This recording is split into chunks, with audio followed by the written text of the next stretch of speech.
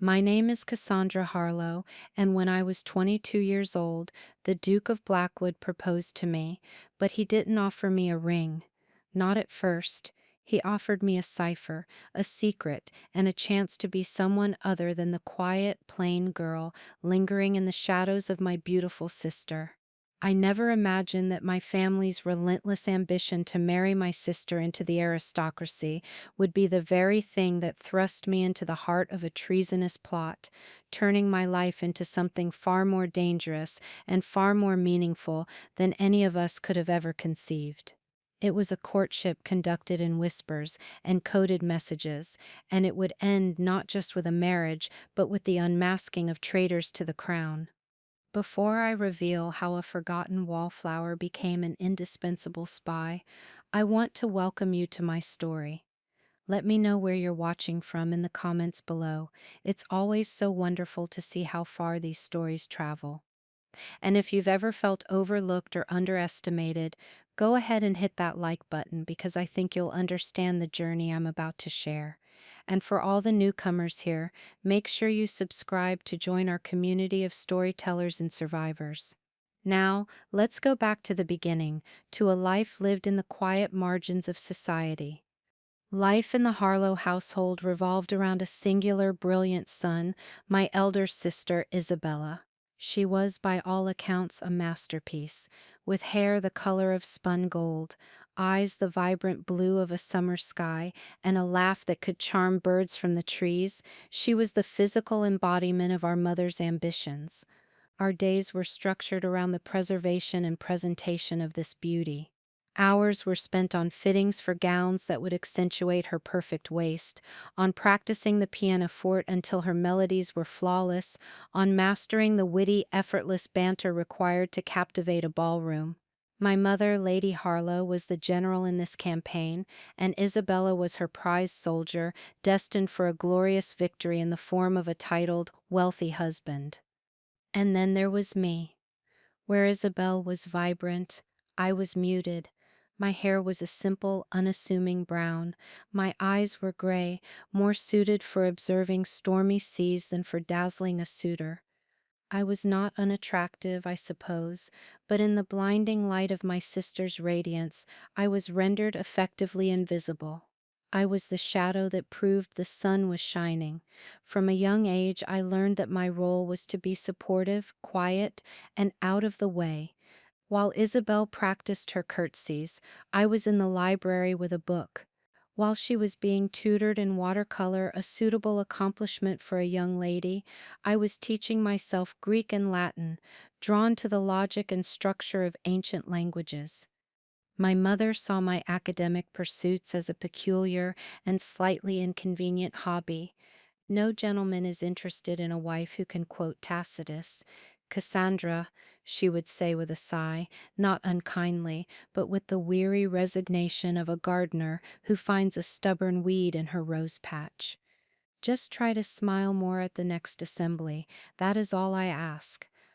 Isabella, for her part, treated me with a sort of careless, affectionate pity. She didn't understand my world of books and silence any more than I understood her obsession with the nuances of lace or the political implications of who danced with whom. "Oh, Cassie, you're hiding in here again," she'd say, breezing into the library, smelling of lily of the valley. "Lord Ashworth is coming to call. Do try to make an appearance, but for heaven's sake, don't mention that dreadful book on crop rotation you were reading last week. You'll frighten him off."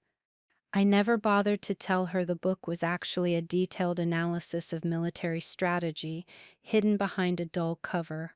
It was easier to let them think I was merely plain and quiet, rather than quiet and observant. My invisibility became my refuge. In the corners of ballrooms while Isabella held court, I became a student of human nature.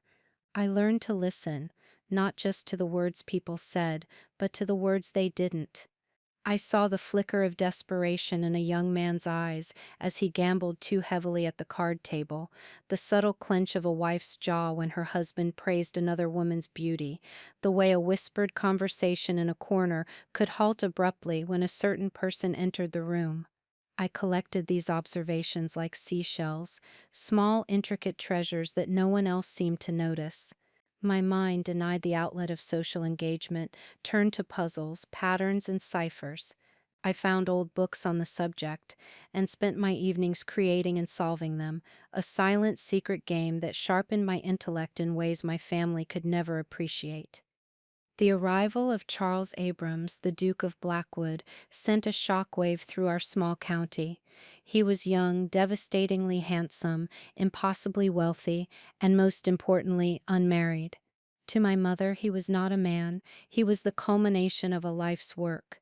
The campaign for Isabel's future immediately escalated into a full-blown war. No expense was spared on new gowns, no social connection left untapped to ensure she would be at the forefront of his attention. He has no family ties in this region, my mother strategized, pacing the drawing room. He is here for one reason and one reason only, to find a duchess, and Isabel, my dear, you are the most qualified candidate in the country. Isabel, preening before a mirror, agreed with a confident smile. I, as usual, was seated by the window, embroidering a handkerchief and saying nothing. My opinion was neither sought nor required.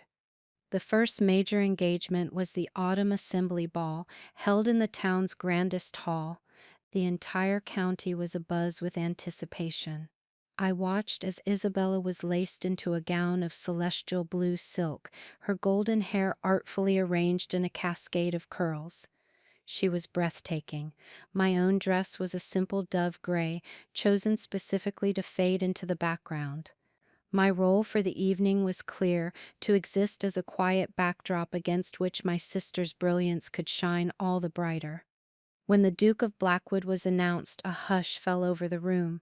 He was even more striking in person than the rumors had suggested. Tall and broad-shouldered, with dark hair and intense, serious eyes, he moved with an athletic grace that belied his noble title. He possessed an aura of command, a stillness that made the frantic energy of the ballroom seem foolish in comparison. My mother, clutching Isabel's arm, propelled her forward. I retreated to my customary position in an alcove near the refreshments table, partially hidden by a large fern. From there I watched the performance unfold. Isabella was magnificent. She laughed at the perfect moments, her head tilted just so. She engaged the Duke with tales of local society, her words a frothy, charming confection of gossip and flattery. And the Duke? The Duke was a puzzle. He was perfectly polite, of course. He smiled, he inclined his head, he responded with all the requisite grace. But his eyes were doing something else entirely. While he was ostensibly focused on my sister, I saw his gaze sweep the room, not with the casual interest of a man looking for a dance partner, but with the sharp, assessing focus of a hawk scanning a field. He wasn't just looking, he was cataloging. He noted the placement of the exits, the grouping of certain gentlemen in a far corner, the way Lord Ashworth, a man of considerable local influence, spoke in low, urgent tones to his companions, their heads bowed close together. The Duke's smile never reached his eyes. Those eyes were cold, analytical, and utterly detached. He was playing a part just as Isabella was, but their roles were for entirely different plays. A strange prickling sensation ran down my spine. This man was not what he seemed. He danced with Isabella, of course. He also danced with the other prominent young ladies of the county. He fulfilled his social duties with a kind of detached precision, but I noticed that his attention kept drifting, his gaze methodically scanning the crowd. He was searching for something or someone, and in a brief, startling moment our eyes met across the crowded room. He was looking directly at me, tucked away in my corner. His expression didn't change, but I felt the full weight of his focus for a split second. It wasn't the look a man gives a woman he finds attractive, it was the look of a scientist observing a specimen. Then, just as quickly, his attention was claimed by someone else, and the moment was gone. I was left with a racing heart and 100 unanswered questions. He had seen me, And in a room where my entire existence was predicated on not being seen, that was the most unsettling thing of all. A week later, our family hosted a garden party, another strategic maneuver by my mother to showcase Isabella in a more natural setting. The grounds were meticulously prepared, the refreshments were lavish, and Isabella was a vision in pale yellow muslin. The Duke of Blackwood was the guest of honor, and he arrived with his characteristic cool politeness, immediately becoming the center of a swirling vortex of socialites. I was tasked with ensuring the lemonade pitcher remained full, a duty that allowed me to move about the edges of the party, unnoticed and unbothered. I watched as Charles the Duke endured another barrage of my sister's charming yet utterly vacuous conversation. She was telling him a long, convoluted story about a dispute between two neighbors over a prize-winning rosebush. And so Lady Danbury told Mrs. Gable that if she saw that dreadful cat near her Cecile Brunner again, she would personally turn it into a muff. Isabella concluded with a tinkling laugh, expecting him to be amused. "Fascinating," the Duke replied, his voice a perfect monotone of feigned interest. But his eyes, once again, were not on her. They were on me, as I stood near a stone bench under a sprawling oak tree. As he spoke, he made a subtle gesture, a seemingly careless flick of his wrist. A white linen handkerchief fluttered from his hand and landed on the grass, just a few feet from where Isabella stood. She, engrossed in her own performance, didn't notice. The Duke then skillfully steered her towards the croquet lawn, launching into a question about the game's rules, a conversation designed to be as absorbing and meaningless as possible. He was creating a diversion. He had dropped the handkerchief deliberately, and he was watching to see what I would do. My breath caught in my throat. This was a test. The entire encounter felt staged, a carefully constructed piece of theater for my benefit. I drifted closer to the bench, pretending to admire a nearby flower bed. When no one was looking, I bent down, my movements casual, and picked up the handkerchief. It was made of fine linen, and in one corner, embroidered in simple white thread, was a small, almost invisible pattern. It wasn't a monogram. It was a series of dots and dashes, arranged in a specific sequence. My mind raced. It looked like a variation of a pigpen cipher, something I had read about in one of my obscure books. It was a simple substitution code, but one that only a person with a specific interest in such things would ever recognize. My hands trembled slightly as I unfolded it further in the privacy of my skirt. I mentally translated the symbols. It was a single word, DANGER. A cold dread washed over me, immediately followed by a hot surge of adrenaline. This confirmed everything my intuition had told me at the ball. The Duke of Blackwood was not here for a wife.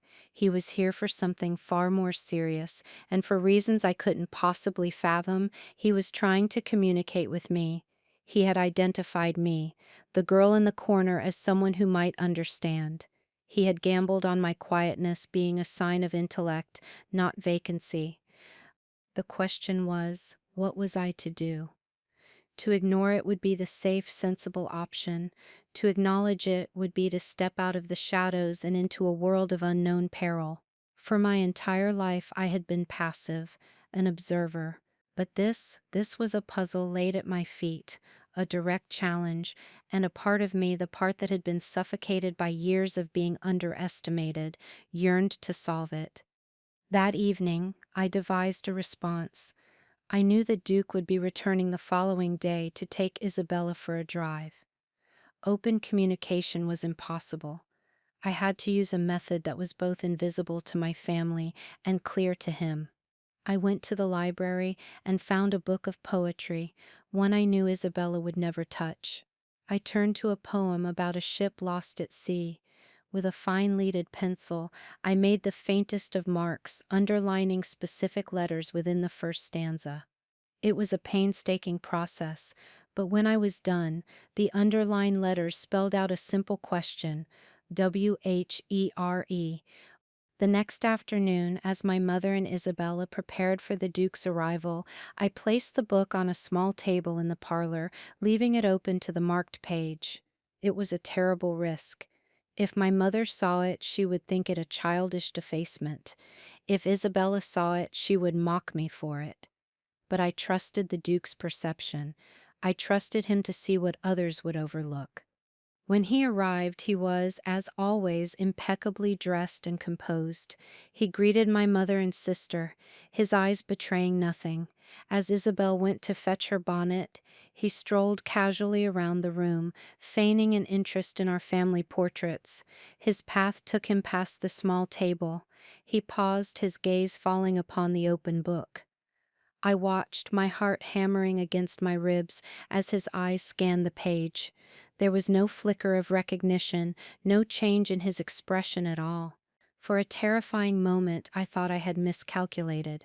Then he turned away from the table, met my gaze for a fraction of a second, and gave an almost imperceptible nod. He had understood.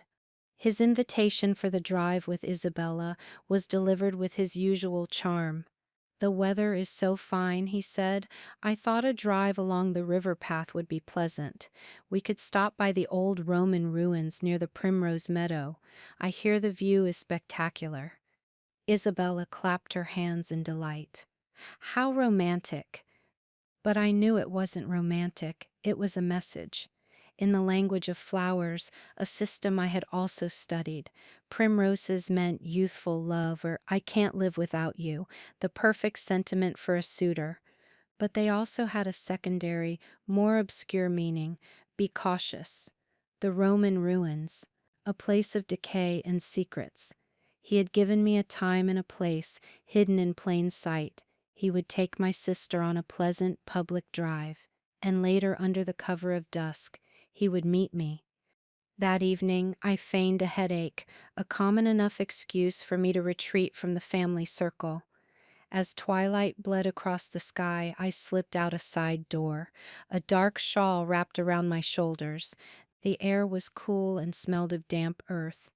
The ruins were a mile's walk, a collection of crumbling walls and fallen stones on a hill overlooking the river. It was a place children told ghost stories about, and few people visited after dark. He was already there, a tall silhouette against the fading light, standing beside a collapsed archway. He was no longer the charming Duke of Blackwood. In the dim light, he looked harder, more dangerous. The polite mask was gone. "You came," he said, his voice low and devoid of any pretense. It was the first time he had spoken to me directly.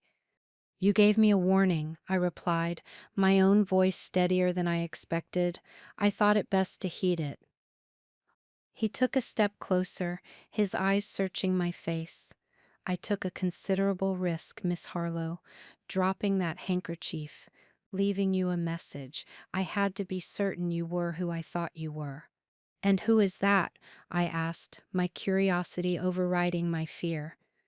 "Someone who sees things others miss," he said. "Someone whose mind works in patterns and puzzles, not in gossip and fashion. Someone who can stand in the most crowded room in the county and disappear completely.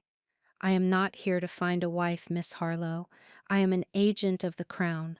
I am here to uncover a conspiracy, a treasonous plot that has its roots right here among your friends and neighbors.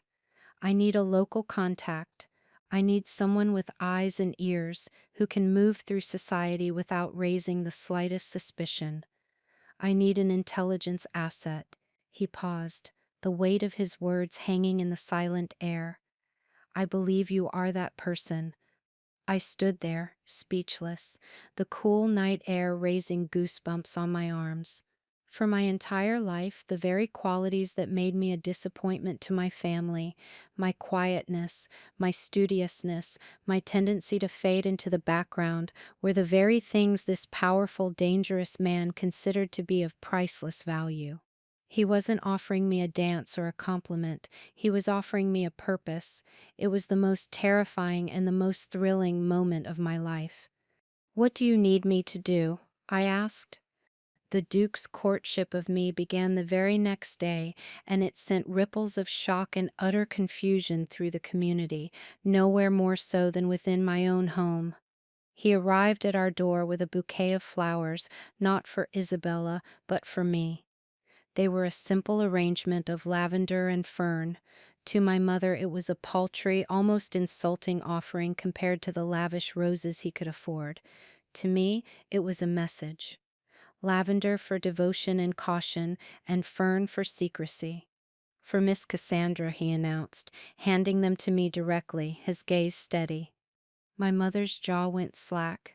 Isabella, who was descending the staircase in a new walking dress, froze mid-step.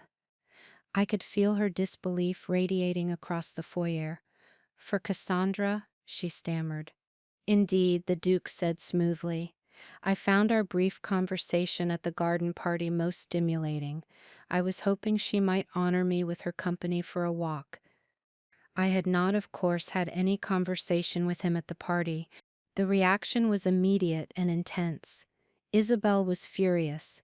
I cannot fathom it, she fumed to our mother that evening, her voice sharp with indignation. He spent the entire garden party talking to me, and now he pretends to be fascinated by her? She barely speaks a complete sentence. She is a piece of furniture, Mama, and he is treating her like a queen. It makes no sense. My mother was equally bewildered, her carefully laid plans in disarray. Perhaps it is a strategy, my dear, she mused, grasping at straws. A way to make you jealous, to pique your interest. But even as she said it, the words sounded hollow. The Duke of Blackwood did not seem like a man who played such juvenile games. Their confusion was my shield. The more inexplicable his interest in me seemed, the less likely anyone was to suspect its true nature. Our walks together became a regular occurrence. To any observer, we were an odd pair, the brilliant Duke and the mousy little sister. They saw him speaking to me, his head inclined attentively, and saw me listening, my gaze fixed on him. What they couldn't hear was that our conversation, masked by the trappings of courtship, was a masterclass in espionage.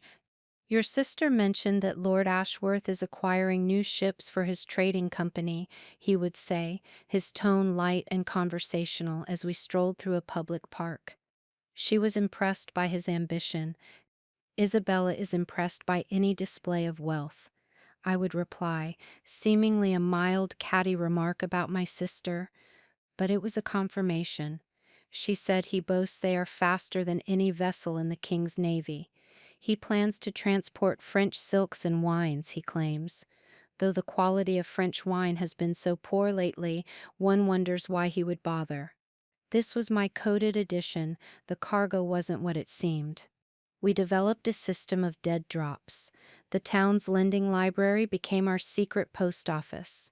I would return a copy of Sermons for a Young Lady, and tucked within its pages would be a detailed observation of Lord Ashworth's visitors, written in a minuscule script on a folded piece of paper.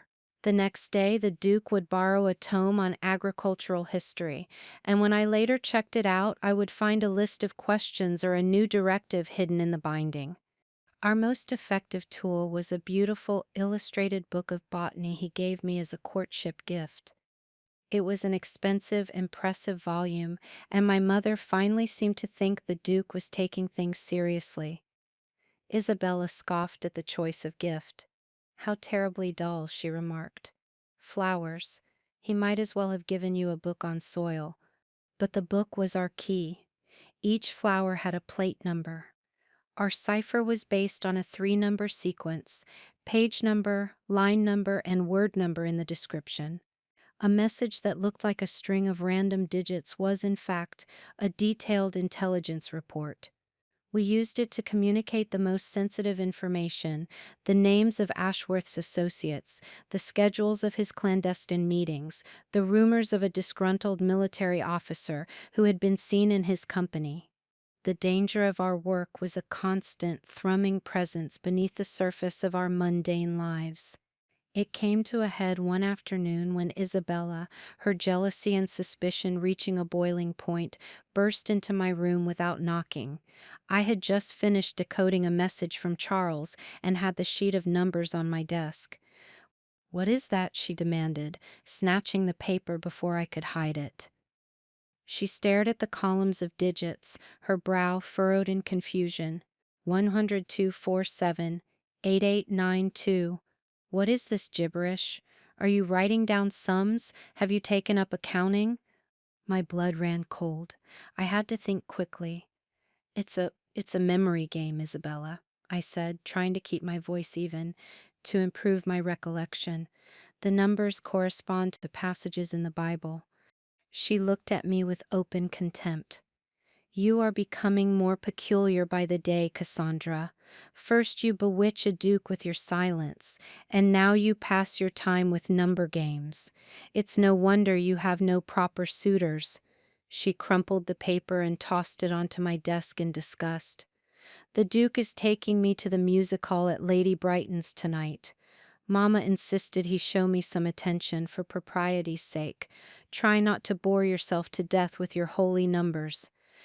She swept out of the room, leaving me trembling, not with fear, but with a renewed sense of the precariousness of our situation. Isabel was a liability. Her vanity and her gossiping nature made her a walking security risk. Charles and I had to be even more careful. That night, while Isabel was at the musical with the Duke, I was tasked with observing a secluded pub on the outskirts of town where some of Ashworth's men were known to meet. Dressed in the drab clothes of a servant, my face obscured by a heavy shawl, I watched from the shadows of the building across the street. The work was cold and tedious, but it was real. Later, Charles and I met in our usual spot at the ruins. The moon was a silver sliver in the sky.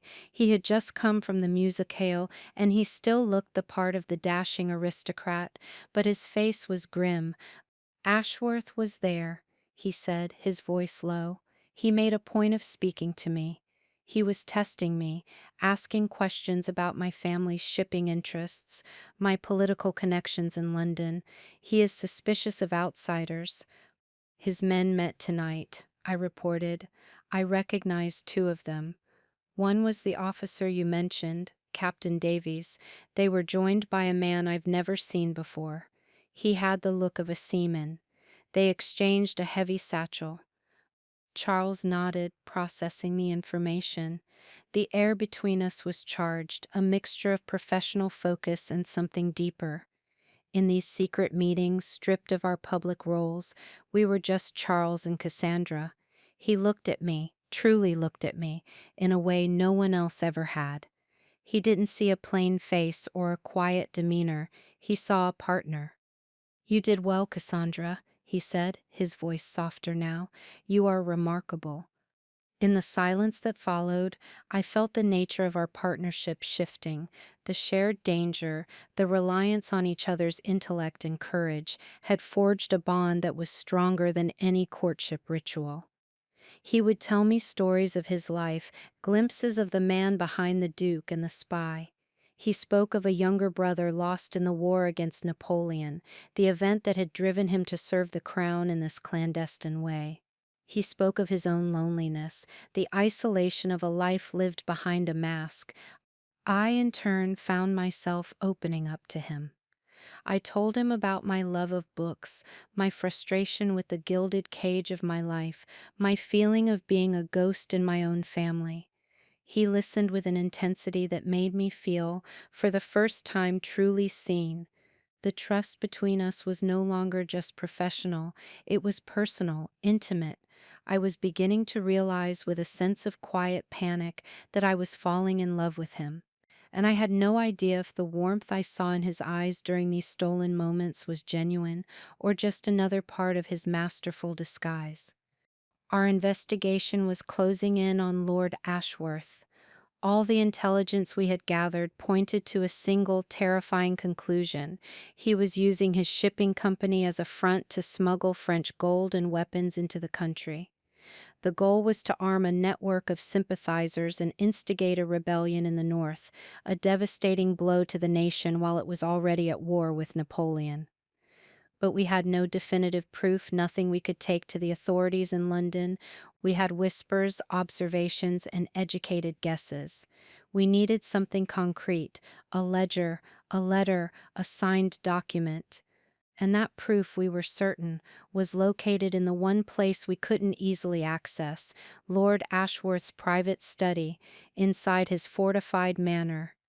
Our chance came in the form of an invitation. Lord Ashworth was hosting the social event of the season, a grand masquerade ball. The invitation was a challenge, a display of his confidence and power. He felt untouchable. For us, it was the perfect opportunity. The masks would provide anonymity, the crowds would provide cover, and the celebratory atmosphere would, we hoped, lower his guard. This would be our only chance to get inside his study. Charles procured a blueprint of the manor from a disgruntled former servant. We spent hours in the ruins, huddled over the drawing by candlelight, memorizing every corridor, every staircase, every potential hiding place. The plan was audacious and fraught with risk. While the ball was in full swing, Charles would create a major distraction in the ballroom. In the ensuing chaos, I was to slip away, navigate to the west wing, pick the lock on the study door, find and open a hidden safe, and copy the incriminating documents. I would have, at most, 15 minutes. The lock on the study is a standard tumbler, Charles explained, pressing a small, thin set of metal picks into my hand. I've taught you the theory. It's all about sensitivity. You can do this. He also gave me a small vial of laudanum, for an emergency only. If you are caught and you cannot escape, you can feign a swoon. A hysterical woman is a nuisance. A captured spy is a dead one. The night of the ball arrived, cloaked in an atmosphere of nervous excitement. Isabella was in her element, dressed as Diana, the huntress, in a gown of shimmering silver that left little to the imagination. She was certain that tonight, under the romantic mystique of the masquerade, the Duke would finally come to his senses and propose. She barely gave me a second glance as I descended the stairs. My costume was that of night. I wore a simple gown of the deepest charcoal gray, almost black, and my mask was a plain domino of dark silk. My goal was not to stand out, but to melt into the shadows. Ashworth Manor was ablaze with light, music spilling from the open windows. The ballroom was a kaleidoscope of color and movement, filled with costumed figures, knights, queens, jesters, and mythical creatures.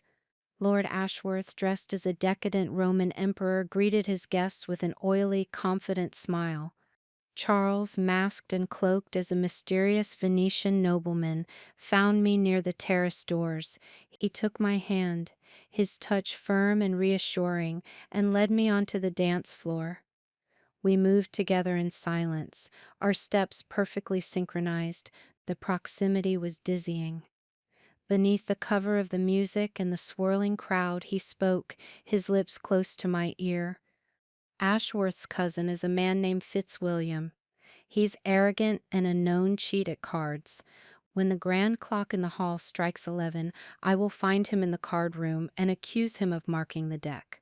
His pride will not allow such an insult to pass. The ensuing argument should draw the attention of every man in the vicinity, including Ashworth himself. That is your signal. He squeezed my gloved hand. The safe is behind the large portrait of his grandfather. The combination is the date of the Battle of Trafalgar, fought backwards. He is a vain man. He believes his treason will overshadow that great victory. His eyes, visible through the slits of his mask, were dark and serious. Be careful, Cassandra. The sound of my name, spoken with such raw sincerity, was a physical blow. It was a prayer and a command all at once.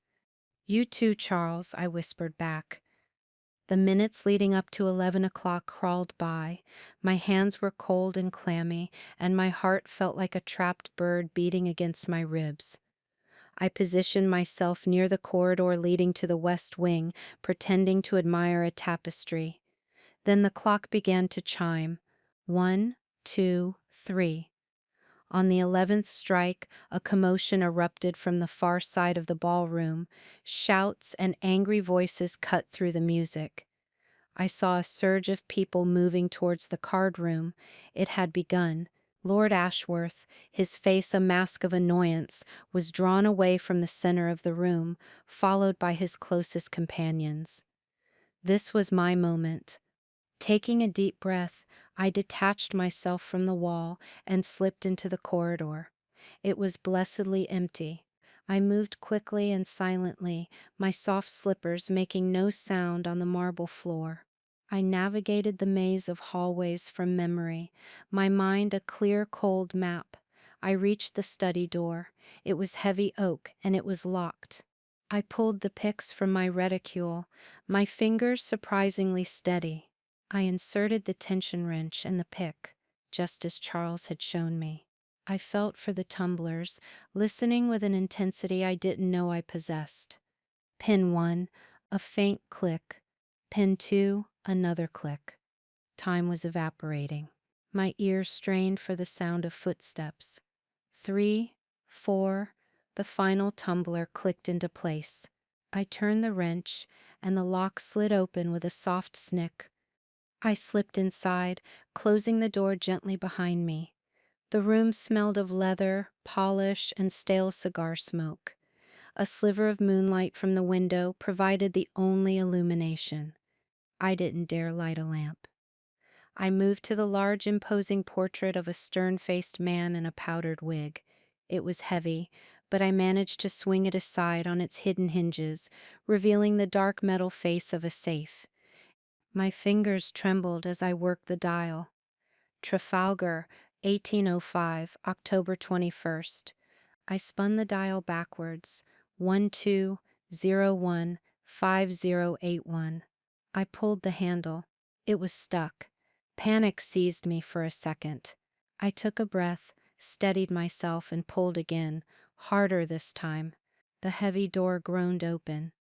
Inside, just as we'd hoped, were several leather-bound ledgers and a stack of letters tied with a ribbon. I grabbed the topmost ledger and the letters. There was no time to copy them. I had to take them. This was a change of plan, a far greater risk. I shoved them into the deep pockets I had sewn into the lining of my gown. I closed the safe, swung the portrait back into place, and checked to make sure it was perfectly straight. As my hand left the frame, I heard it. Footsteps approaching the study, and they were accompanied by the light, familiar sound of a woman's laughter. My blood turned to ice. It was too soon. The distraction wasn't supposed to be over yet. I had nowhere to run, nowhere to hide. My eyes darted around the room and fell on the heavy velvet curtains that flanked the large window. It was my only chance. I darted behind them, pressing myself flat against the cold glass, praying the thick fabric would conceal me. I held my breath, my entire body rigid with terror. The doorknob turned, the door swung open, and the room was flooded with light from a lamp held aloft. "I am certain I saw her come this way, my lord," came the voice of my sister Isabella. "She's been acting so strangely all evening. She's probably trying to steal a souvenir to make herself seem more interesting to the Duke." Lord Ashworth followed her into the room, his expression a mixture of irritation and suspicion. "The West Wing is private, Miss Harlowe. There is nothing for her here." "Oh, I think there is," Isabella said, her voice dripping with malicious glee. "She is deceitful. I've known it for weeks." My mind reeled. Isabella had followed me. Her petty jealousy had led her to commit the ultimate betrayal, leading the shark directly to his prey. Ashworth moved through the room, his eyes scanning everything. He was a predator in his own domain. His gaze swept past my hiding place, then paused. He walked towards the large portrait. He must have noticed the faintest disturbance, a speck of dust unsettled. He reached a hand out towards the frame. I knew in that instant that I was lost. If he checked the safe, he would know. Hiding was no longer an option. I had to create my own distraction. As his fingers brushed against the canvas, I stepped out from behind the curtain. "My lord," I said, my voice shaking only slightly. "Forgive me. I was feeling faint and was searching for a quiet place to recover. I seemed to have lost my way." Isabella gasped, a mixture of shock and triumph on her face. "Lost? Or snooping? I told you, my lord. She is a thief." Lord Ashworth turned slowly, his eyes narrowing into cold, reptilian slits. He looked me up and down, his gaze lingering on the slight, unnatural bulge of my gown where the ledger was hidden. His lips curved into a cruel, knowing smile. "Feeling faint, were you, Miss Cassandra? Or perhaps you were looking for something?" He took a menacing step towards me. "Let us see what secrets the quiet Miss Harlowe carries." Just as he lunged for me, the study door swung open again with such force that it slammed against the wall. The Duke of Blackwood stood framed in the doorway. He had discarded his mask, and his face was a terrifying visage of cold, controlled fury. The charming suitor was gone, replaced by a ruthless agent of the crown. "Ashworth," Charles said, his voice quiet but carrying the deadly weight of a guillotine's blade. "I believe you will want to unhand the lady. She is with me." Ashworth froze, his hand hovering inches from my arm. He was clearly shocked by the Duke's presence and his tone. "Your Grace, this is a private matter. Miss Harlowe has been trespassing." "It has ceased to be a private matter," Charles said, stepping fully into the room and closing the door behind him with a definitive click. He produced a small, deadly-looking pistol from the inside of his coat, the metal gleaming in the lamplight. "And she was not trespassing. She was working on behalf of His Majesty the King." The color drained from Ashworth's face. Isabella let out a small, strangled squeak, her eyes wide with utter, uncomprehending horror. The world had just tilted on its axis, and she was in danger of falling off. In that one stunning moment, the entire web of lies and pretenses was torn away, revealing the raw, dangerous truth that had been hiding beneath the surface of our lives for months. I was not a thief. I was a spy. And my suitor was not here to court me. He was here to deliver a traitor to justice. The standoff in the study was a tableau of frozen shock. Lord Ashworth stared at the pistol in Charles's hand, his arrogant smirk replaced by a waxy pallor. Isabel looked back and forth between Charles and me, her mind clearly unable to process the reality of the situation. The furniture-like, bookish sister she had pitied and scorned was at the center of a storm of treason and espionage, aligned with the very Duke she had tried so desperately to ensnare. "This is absurd," Ashworth finally managed, finding his voice, though it was strained, "a ridiculous fantasy." "You have no authority here, Your Grace." "My authority comes directly from the Home Secretary," Charles countered, his voice like chipped ice. "And the evidence of your treason comes from your own hand." He glanced at me. "Cassandra." The ledger. My fingers, no longer trembling, reached into the pockets of my gown.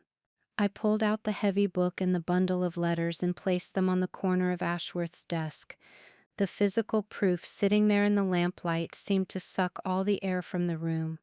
Ashworth made a desperate, foolish lunge for a heavy letter opener on his desk, but Charles was faster. He crossed the room in 2 strides, pressing the cold barrel of the pistol to the traitor's temple. "Do not make this any more difficult than it needs to be," Charles warned, his voice a low growl. He then raised his voice slightly. "The West Wing study. Now." It was a signal. Seconds later, the door burst open, and 2 burly men in the plain, dark coats of Crown officers stormed into the room. Ashworth sagged in defeat, the fight draining out of him. The chaos that followed was swift and efficient. Ashworth was bound and gagged. One of the officers took the ledger and began to scan the list of names, his expression grim. We'll have the whole network rolled up by dawn, Your Grace, he said. The sounds of the party downstairs had faltered, replaced by a confused murmur. The news was spreading. Isabella was still standing by the fireplace, white as a sheet, looking at me as if she had never seen me before. "Cassie," she whispered, her voice barely audible, "what is—" I looked at my sister, not with triumph, but with a profound and weary sadness. Her world of dances and dresses and social victories had just collided with a world of genuine consequence, and she was utterly lost. "It's real, Isabella," I said quietly, "all of it." Charles gave his men instructions to secure the manor and begin the arrests. Then he turned to us. His gaze on Isabel was witheringly cold. "Your reckless vanity almost cost Miss Harlowe her life and this country its security. You would do well to remain silent and reflect on that." He then looked at me and the hardness in his eyes softened. "I will see you both home." The journey back to our house was conducted in absolute silence. The carriage felt like a tomb, heavy with unspoken thoughts and shattered illusions. When we arrived, my mother was waiting in the foyer, her face etched with worry, having heard the wild rumors that were already flying. "What has happened?" "They are saying Lord Ashworth has been arrested, that the Duke was involved," she cried. Charles stepped forward, his ducal authority now fully on display. "Lady Harlowe," he said, his voice formal and commanding, "Lord Ashworth has been arrested for high treason. Your daughter Cassandra has been instrumental in uncovering his plot. Acting with great courage and discretion in service to the crown, she has performed a great service for this nation." My mother stared at him, then at me, her mind failing to grasp the words. Cassandra? Courage? Service to the crown? It was as if he had told her I had flown to the moon. Charles then turned to me. "May I have a word with you in the garden, Miss Harlowe?" Alone. It was not a request. We stepped out into the cool night air. The moon was high now, casting long shadows across the lawn. The adrenaline of the evening had faded, leaving behind a raw, trembling exhaustion. We stood by the stone bench where this had all begun. In a way, he didn't speak for a long time, simply looking at me. The spy, the duke, the soldier, all those personas seemed to fall away, leaving just Charles, his face tired and etched with a profound relief. "When I saw Ashworth go into that study with your sister," he began, his voice rough with emotion, "I thought my heart would stop. All I could think about was you. Not the mission, not the evidence, you." He took a step closer, taking my hands in his. They were warm and strong. "My mission in this county is over, Cassandra. The traitors will be brought to justice. I should be preparing to return to London." He paused, his gaze searching mine. "But I find that the thought of leaving holds no appeal. The thought of leaving you is—" My heart, which I thought could not possibly beat any faster, began to hammer a new frantic rhythm. "My initial proposal to you was one of business," he continued, his voice softening. "A partnership in espionage, a logical, practical arrangement. But I was a fool. I did not account for your courage, your intelligence, your quiet strength. I did not account for the fact that I would come to admire you more than any person I have ever known." He let go of one of my hands to gently cup my face, his thumb tracing my cheekbone. "I am no longer asking you to be my agent, Cassandra. I am asking you to be my wife, to be my partner in everything. Not as a cover, not as a convenience, but because my life, which has been so full of secrets and shadows, would be unbearably empty without your light. Will you marry me, Cassandra Harlowe? Will you be my Duchess?" The question hung in the moonlit air, pure and real and utterly astonishing. This wasn't a coded message or a strategic maneuver. It was a plea from the heart. Looking into his eyes, I saw my future. A future not of hiding in the shadows, but of standing in the light beside him. a future of purpose and partnership, and a love that had been forged in the most unlikely of fires. Yes, I whispered, the single word carrying the weight of my entire life's yearning. Yes, Charles, I will. Life as the Duchess of Blackwood was a world away from the quiet, sequestered existence I had known. We moved to London, to a grand house that was constantly filled with the most powerful and influential people in the nation. In my first few months there, I was an object of immense curiosity. Society was baffled by the Duke's choice. They saw the plain, quiet girl who had seemingly bewitched one of the country's most eligible bachelors.